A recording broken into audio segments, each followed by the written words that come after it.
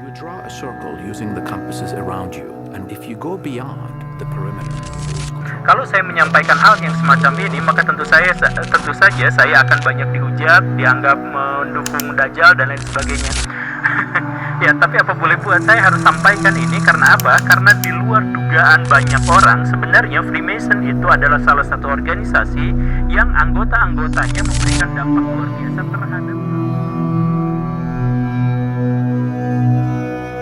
cerita-cerita atau narasi-narasi yang kebanyakan kita terima terkait dengan Freemason itu adalah cerita-cerita yang imajinatif atau manipulatif. Banyak di antara mereka yang isinya adalah cerita negatif dan sesungguhnya itu adalah cerita-cerita fiktif. Kenapa harus saya sampaikan seperti itu? Misalkan ada cerita bahwa Freemason itu adalah antek Dajjal gitu ya, karena mata satu gitu, atau Freemason itu adalah bagian dari Zionisme, atau bahwa dia itu adalah bagian dari Illuminati dan sebagainya. Itu semua adalah narasi-narasi yang salah, yang keliru, yang miss, yang salah paham. Kenapa harus disampaikan seperti itu? Karena memang fakta akademisnya seperti itu. Misalkan hubungannya dengan Zionis itu sama sekali tidak ada, kecuali ada beberapa tokoh Illuminati, ada beberapa tokoh Freemason yang juga merupakan tokoh Zionis, itu bisa dibenarkan. Atau bahwa ada beberapa tokoh Illuminati yang juga adalah tokoh Freemason, itu juga benar. Tetapi hal-hal selain itu sama sekali tidak benar, apalagi hubungan kerjasama antar dua organisasi itu adalah sesuatu yang sangat-sangat absurd. Karena perbedaan latar belakang dan perbedaan tujuan mereka. Dan apalagi kalau misalkan dikait-kaitkan dengan Dajjal. Dari apa yang disampaikan tadi sebenarnya sudah cukup buat ngeruntuhin hampir semua gambaran menyeramkan tentang Freemason yang selama ini numpang hidup di kepala kita. Karena dari dulu sampai sekarang, kalau kita mendengar nama Freemason, yang terbayang pasti bukanlah sejarah, melainkan teori konspirasi. Mulai dari mata satu, dunia yang diatur di balik layar, Dajjal, Zionisme, Illuminati, sampai dengan akhir zaman, ataupun semua hal yang berbau gelap pasti akan diseret ke sana.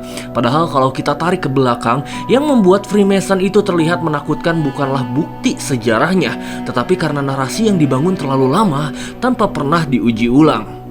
Sejarahnya sendiri justru berawal dari kegelisahan spiritual manusia-manusia di Eropa pada saat itu, di masa ketika gereja memegang kekuasaan mutlak atas cara manusia menyembah Tuhan. Mau dekat Tuhan harus lewat gereja, mau berdoa harus lewat ritual yang diawasi. Akhirnya hubungan manusia dengan Tuhannya tidak lagi menjadi personal, tapi menjadi administratif. Sebagian orang merasa kedekatan itu menjadi dingin, formal, dan tidak lagi jujur dari hati. Dan di titik itulah lahir sebuah perkumpulan tertutup, bukan untuk melawan Tuhan, bukan untuk menolak agama, tetapi untuk mencari Tuhan secara pribadi tanpa perantara. Namun seiring waktu berjalan, organisasi ini tidak berhenti untuk urusan batin.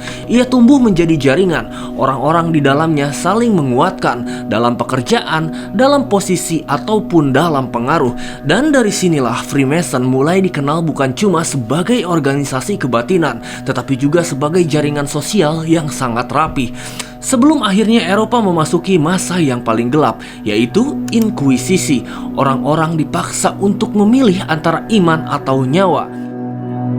Kita mengetahui bahwa di Spanyol khususnya dan di Eropa secara keseluruhan itu ada satu sistem yang gereja lakukan terhadap orang-orang yang dianggap musuh Kristen. Mereka akan ditanyai pertanyaan-pertanyaan terkait dengan keagamaan. Kalau misalkan mereka menerima Kristen, maka mereka akan diterima. Tetapi kalau misalkan mereka tidak menerima Kristen, maka mereka akan diusir atau bahkan dibunuh. Cerita tentang Inkuisisi adalah cerita yang sudah umum bisa kita ketahui. Nah, banyak di antara orang-orang Yahudi itu yang dipaksa untuk masuk Kristen, tetapi dia tentu saja tidak mau mengamalkan ajaran Kristen atau keimanan Kristen secara keseluruhan. Sehingga banyak di antara mereka kemudian yang menyelusup masuk ke organisasi rahasia kebatinan, diantaranya adalah Freemason. Dan sejak saat itu, wajah Freemason pun berubah dari organisasi kebatinan Kristen menjadi organisasi yang lebih universal. Namun pada titik ini pula kesalahpahaman mulai tumbuh. Simbol-simbol dibaca tanpa sejarahnya, lambang-lambang ditarik terlalu jauh, dan mata di tengah segitiga yang sejatinya dimaknai sebagai Tuhan yang maha melihat, pelan-pelan dipelintir menjadi simbol Dajjal. Dan sejak itulah tuduhan demi tuduhan mengeras, dan nama Freemason mulai tenggelam dalam kabut kecurigaan global. Dan pada episode kali ini bersama saya Panji Nur Fauzan bersama Gembulikum, kita akan membahas lebih jauh sejarah Freemason di Indonesia.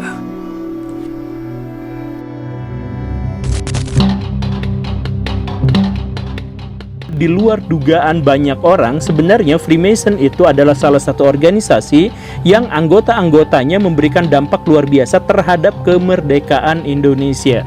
Kalau misalkan Baraya mau tahu, misalkan Kongres Pemuda yang akhirnya meluncurkan Sumpah Pemuda itu dilaksanakannya di markas Freemason. Atau kalau misalkan Baraya mau mengetahui, salah satu Sultan Yogyakarta atau mungkin beberapa, kita tidak tahu ya, itu adalah anggota Freemason. Dan tokoh, misalkan beberapa tokoh di Indonesia diantaranya adalah pencetus ideologi bangsa Indonesia itu adalah orang Freemason. Dan termasuk juga Kapolri Indonesia yang pertama itu adalah Freemason. Nah, dengan hal-hal yang semacam itu yang harus disampaikan, maka saya pikir nggak apa-apalah kalau saya misalkan dihujat, dianggap sebagai anti Freemason. Toh ini adalah sebuah klarifikasi yang sangat penting. Fakta ini seperti menampar dua sisi sekaligus. Di satu sisi, Freemason penuh dengan stigma, tapi di sisi lain, justru ada jejaknya di momen paling sakral lahirnya bangsa ini, yaitu Sumpah Pemuda, titik ketika anak-anak muda dari berbagai daerah berhenti menyebut dirinya sebagai orang Jawa, orang Sunda, orang Minang, ataupun orang Bugis, dan mulai menyebut dengan satu nama, kami adalah bangsa Indonesia. Dan momen itu tidak lahir dari ruang hampa, ia lahir dari sebuah tempat yang hari ini justru dipenuhi dengan cap konspirasi. Dan disinilah kita dipaksa untuk jujur bahwa sejarah tidak pernah sesederhana cerita baik versus cerita jahat. Di Hindia Belanda, Freemason tidak hanya berdiri sebagai jaringan orang Eropa. Pada fase-fase tertentu, ia menjadi ruang pertemuan antara elit kolonial dengan kaum pribumi terpelajar, mulai dari dokter, guru, insinyur, sampai juga dengan pejabat. Mereka adalah orang-orang terdidik yang hidup di antara dua dunia, yaitu dunia penjajah dan juga dunia terjajah. Sebagian dari mereka lah yang kelak akan menjadi bibit awal kebangkitan nasional. Dan ini membuat posisi Freemason menjadi sangat rumit. Ia bukan sekedar simbol keburukan, ia juga bukan pahlawan, melainkan ia hanyalah sebuah jaringan, ia hanyalah sebuah alat. Dan seperti pada alat umumnya, semua tergantung kepada siapa yang memegangnya dan untuk apa tujuannya akan digunakan. Dan dari sini benang merah menuju sejarah Indonesia mulai benar-benar terasa nyata. Bukan lagi sekedar teori, bukan lagi sekedar mitos. Dan kita akan masuk ke fase yang jauh lebih sensitif saat Freemason bersentuhan dengan VOC, dengan penjajahan, dan dengan posisi mereka di struktur kekuasaan Hindia Belanda.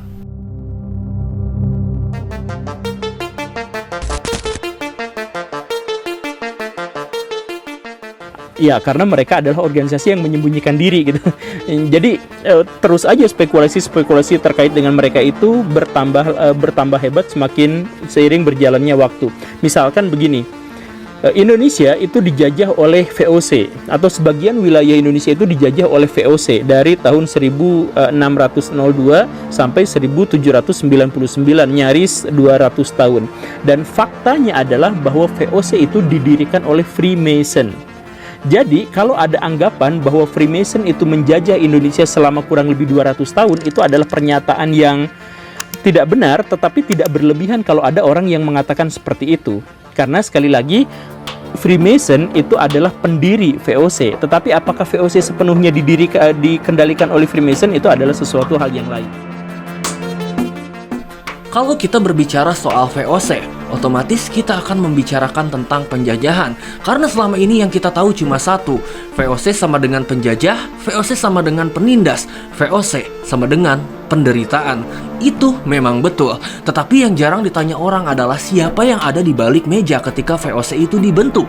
Dan dari sinilah Freemason mulai masuk bukan sebagai simbol mistik, tetapi sebagai jaringan pendiri, perancang, dan penghubung para elit Eropa. Namun satu hal yang penting untuk diingat, VOC bukanlah organisasi spiritual. VOC adalah perusahaan dagang yang berubah menjadi mesin kekuasaan. Dan sejak awal kepentingannya jelas, untung, kuasa, dan juga monopoli. Freemason memang terlibat dalam kelahirannya VOC, tetapi bukan berarti semua keputusan VOC dikontrol oleh satu tangan rahasia. Di dalam VOC ada kerajaan, ada bangsawan, ada pedagang besar, ada tentara, dan ada kepentingan politik Eropa yang saling bertabrakan. Yang sering bikin orang salah paham adalah ketika dua hal ini disatukan secara mentah-mentah. Freemason sama dengan VOC, VOC sama dengan penjajahan. Padahal realitasnya jauh lebih berlapis. Dan yang lebih penting untuk diketahui adalah Freemason tidak langsung menancapkan pengaruhnya di tanah pribumi sejak awal penjajahan. Karena pada fase awal, jaringan ini tetap eksklusif untuk orang-orang Eropa. Baru kemudian, perlahan demi perlahan, pintu itu mulai terbuka ke jaringan yang lebih luas. Freemason itu benar-benar menancapkan kukunya di Indonesia itu baru tahun 1762, dan organisasi ini dikhususkan untuk orang-orang Belanda saja. Baru pada tahun 1870 ketika tanam paksa diberhentikan di Indonesia secara total, itu Freemason membuka diri untuk orang-orang pribumi di Indonesia. Dan titik paling menentukan terjadi pada tahun 1870.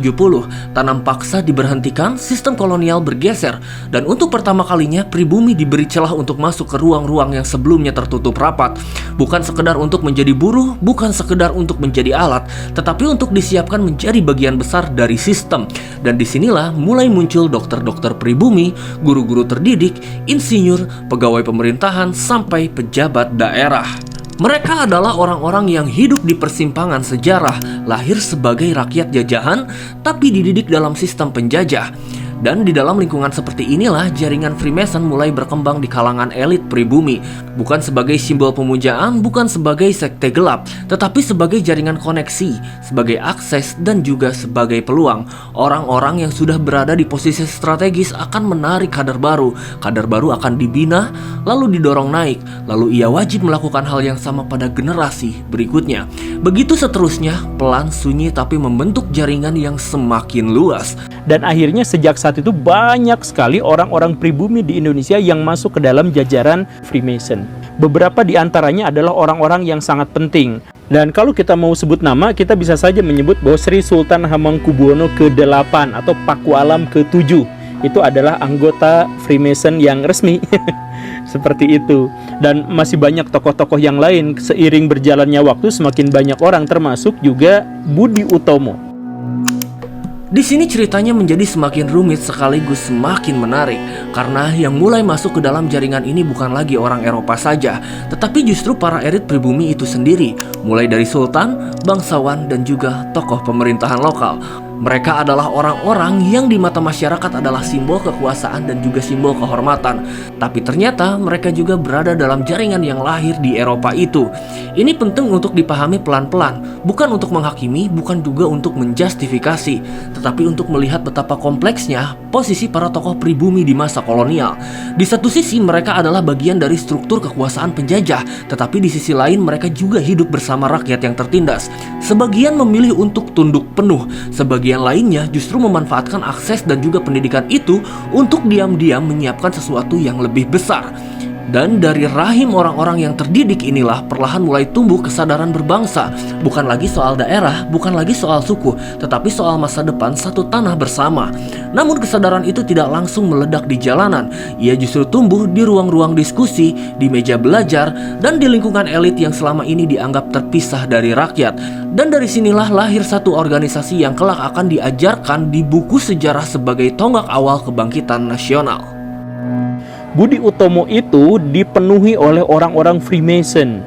Dan ketika kita harus menyebut bahwa Budi Utomo adalah organisasi perintis pejuang kemerdekaan Indonesia atau era kebangkitan nasional Indonesia, maka kita juga harus mengakui bahwa di dalam Budi Utomo itu penuh dengan orang-orang Freemason, yang dengan demikian maka perintis kemerdekaan Indonesia diantaranya adalah orang-orang Freemason. Mungkin pernyataan tadi membuat kalian sedikitnya agak tidak nyaman, karena selama ini kita dibesarkan dengan satu narasi yang rapih, bahwa Budi Utomo adalah pahlawan sejarah dan Freemason adalah simbol konspirasi. Dua dunia yang seolah tidak boleh bertemu. Tetapi sejarah bukanlah soal nyaman atau tidak nyaman. Sejarah adalah soal apa yang benar-benar terjadi. Budi Utomo lahir bukan dari amarah rakyat bawah. Ia lahir dari ruang intelektual kaum terpelajar, mulai dari dokter, mahasiswa, mahasiswa dan orang-orang yang punya akses kepada pendidikan barat, orang-orang yang mampu membaca dunia dari sudut pandang yang lebih luas. Dan justru karena itulah gerakan awal kebangkitan nasional tidak lahir dalam bentuk perlawanan bersenjata, tetapi dalam bentuk kesadaran. Kesadaran bahwa bangsa ini harus berdiri, kesadaran bahwa rakyat tidak mungkin selamanya tunduk, dan kesadaran bahwa masa depan tidak bisa hanya ditentukan oleh Belanda saja. Dan pada saat itu jaringan-jaringan yang selama ini dibangun baik melalui pendidikan, pekerjaan maupun perkumpulan tertutup akhirnya berubah fungsi. Dari sekedar jalur karir menjadi jalur pergerakan, dari sekedar ruang jaringan elit menjadi ruang bibit nasionalisme. Inilah ironi sejarah yang sering luput dibahas, bahwa sebagian benih kemerdekaan Indonesia justru tumbuh dari ruang-ruang yang kita anggap tidak nasionalis. Dan dari sinilah pula kita bisa menjawab satu pertanyaan besar yang selama ini menggantung, apakah Freemason itu baik atau jahat? Jawabannya ternyata tidak sesederhana hitam atau putih. Ia bukanlah malaikat, ia juga bukan setan tunggal di balik semua kejahatan dunia. Ia hanyalah jaringan, ia hanyalah sistem. Dan di dalam sistem itu ada manusia yang tetap menjadi penentu arah. Dan di situ akhirnya membentuk sebuah jaringan yang menjadi semakin lama semakin besar. Begitu di Indonesia, begitupun di seluruh dunia. Dan inilah yang akhirnya memunculkan kesalahpahaman bahwa dia menguasai dunia atau mengontrol dunia. Pada faktanya memang misalkan di PBB itu ada orang Freemason, sampai sekarang itu ada orang Freemason, dan kemudian mereka mencari atau membina orang-orang baru agar dia ditempatkan di PBB, dan akhirnya mereka di situ memiliki kong kali kong yang sangat kuat, memiliki lobby-lobby yang sangat kuat. Itu benar pada bagian itu, tetapi sampai batas itu kita hanya bisa memahami Freemason sebagai organisasi calo orang dalam. Jadi Baraya butuh pekerjaan, membutuhkan orang dalam. Nah, orang dalam yang dimaksud adalah Freemason. Baraya gabung dulu ke Freemason, mereka ada di mana-mana di seluruh dunia, maka datang ke sana, kemudian Baraya akan dibina sedemikian rupa, kemudian Baraya akan ditempatkan di tempat-tempat yang strategis, dan kemudian membuat semacam jaringan, semacam itu begitu. Jadi organisasi calo orang dalam, garis bawahnya di situ. Dan ketika saya ngomong seperti ini, saya nggak akan dibunuh sama mereka karena mereka nggak menguasai media dan sebagainya. Ya biasa-biasa aja. Makanya ketika misalkan Indonesia masuk zaman Jepang, orang-orang Freemason itu ditangkapin. Banyak sekali orang-orang Freemason itu yang ditangkap sama orang-orang Jepang dan kemudian dihukum mati. Fakta bahwa mereka ketangkep dan dihukum mati menunjukkan bahwa mereka tidak benar-benar kuat sampai menguasai atau mengontrol dunia dan sebagainya. Kalau ada satu pemerintah tertentu yang memiliki niat untuk melacak mereka, pasti akan ketemu. Karena pada faktanya mereka hanya merahasiakan diri, tetapi kerahasiaan mereka tidak sangat-sangat canggih, tidak bisa melampaui superioritas satu negara tertentu, misalkan begitu. Jepang membasmi orang-orang Freemason di Indonesia, begitupun di seluruh wilayah kekuasaannya. Nazi Jerman juga melakukan hal yang seperti itu, bahkan lebih kejam lagi karena orang-orang Freemason itu ditempatkan di konsentrasi gitu ya. Kemudian Italia dan negara-negara fasis secara keseluruhan itu melakukan tindakan-tindakan yang sangat kejam terhadap orang-orang Freemason dan hampir punah di banyak wilayah orang-orang Freemason itu. Kemudian hubungannya misalkan dengan Indonesia. Ketika Indonesia itu merdeka, maka Freemason itu adalah salah satu organisasi yang pertama yang mengucapkan selamat. Dia ngirim telegram ke Soekarno-Hatta mengucapkan selamat atas merdekanya Indonesia. Diharapkan bahwa dasar-dasar negara Indonesia itu ternyata selaras atau beresonansi dengan tujuan-tujuan Freemason. Dikatakan seperti itu. Dan Muhammad Hatta yang membaca surat itu langsung balik ngirim surat ke Freemason dan dikatakan bahwa terima kasih dukungannya bla bla bla bla bla bla, dan Pancasila dipastikan seresonansi dengan Freemason, khususnya sila pertama. Begitu. Nah, sila pertama kan ketuhanan. Ya memang Freemason itu bukan organisasi ateis atau organisasi yang memusuhi agama dan sebagainya. Mereka itu organisasi kebatinan. Kenapa mereka dianggap sebagai memusuhi agama? Karena mereka itu humanisme. Jadi istilah humanisme above religion itu dari mereka. Jadi kalau ada orang Coki Pardede atau yang mengatakan seperti itu, ya itu dari mereka itu sebenarnya. Nah, tapi istilah itu di masa lalu kan dianggap penentangan terhadap agama, sehingga kelompok-kelompok pesawat lewat lagi. Sehingga kelompok-kelompok beragama di Indonesia atau di seluruh dunia banyak yang menggarisbawahi bahwa Freemason itu adalah anti Tuhan, anti agama dan sebagainya. Freemason sendiri justru menghindari pertanyaan-pertanyaan terkait dengan agama di kelompoknya itu. Misalkan Kapolri Indonesia yang pertama itu kan anggota Freemason, dan dia itu bikin semacam organisasi buat berolahraga gitu. Nah, ketika berolahraga dia olahraganya tuh yoga. Kamu gini gitu ya, joget-joget gitu ya, semacam itu. Nah, setelah itu kalian silahkan berdoa sesuai agama dan kepercayaan masing-masing. Orang Freemason itu hampir semuanya beragama, dan mereka menyatakan bahwa kami memang bertuhan, mempercayai Tuhan yang maha tinggi dan sebagainya. Tetapi mereka tidak mau membicarakan masalah agama karena agama dianggap sebagai awal mula perselisihan. Sama seperti awal mula mereka waktu di Eropa dulu itu, bahwa mereka ingin memuja Tuhan secara pribadi tetapi dihalangi oleh gereja yang memonopoli kebenaran dan sebagainya, kan seperti itu. Makanya ini juga sebenarnya adalah pertanyaan yang pernah dikemukakan secara nakal oleh Pak Karno. Jadi tahun 1950 itu Pak Karno secara resmi bertemu dengan perwakilan Freemason di Indonesia. Dan apa yang dikatakan Pak Karno salah satunya adalah kalian itu mendapatkan banyak stigma di masyarakat, dan berita-berita yang sampai kepada saya itu kebanyakan adalah berita negatif.